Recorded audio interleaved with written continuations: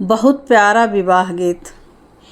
अरे काकरी फरे ले अपने काकरी के खेत रे, अरे खीरवा फरल अपने डारी रे लानवा। अरे काकरी फरे ले अपने काकरी के खेत रे, अरे खीरवा फरेला अपने डारी रे लानवा। अरे खीरवा फरेला अपने डारी रे लानवा। अरे दूल्हे लोटन अपने पापाजी के गोदियाँ, अरे दूल्हे लोटन अपने पापाजी के गोदियाँ।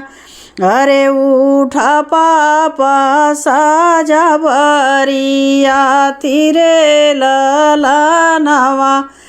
अरे उठा पापा साजा बरियाती रे लानवा।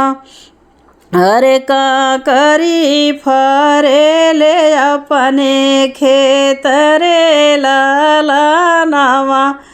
अरे काकरी फरे ले अपने खेत रे लानवा। अरे खीरवा फरल अपने डारी रे लानवा।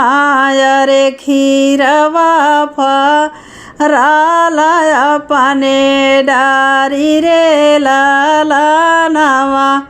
अरे दूल्हे लोटन अपने चाचा जी के गोदियाँ, अरे दूल्हे लोटन अपने चाचा जी के गोदियाँ। अरे उठा चाचा साजा बरियाती रे लानवा। अरे उठा चाचा साजा बरियाती रे लानवा।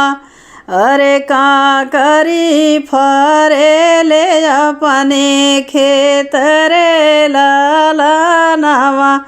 अरे काकरी फरे ले अपने खेत रे लानवा।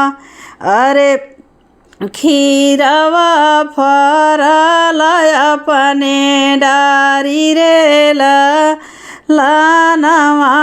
अरे खीरवा फरल अपने डारी रे लानवा। अरे दूल्हे लोटल अपने भैया जी के गोदियाँ, अरे दूल्हे लोटल अपने भैया जी के गोदियाँ। अरे उठा भैया साजा बरी आती रे लानवा। अरे उठा भैया साजा बरियाती रे लानवा।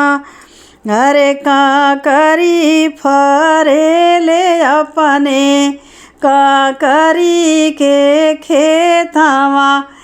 अरे खीरवा फरल अपने डारी रे लानवा। अरे खीरवा फरल अपने डारी रे लानवा।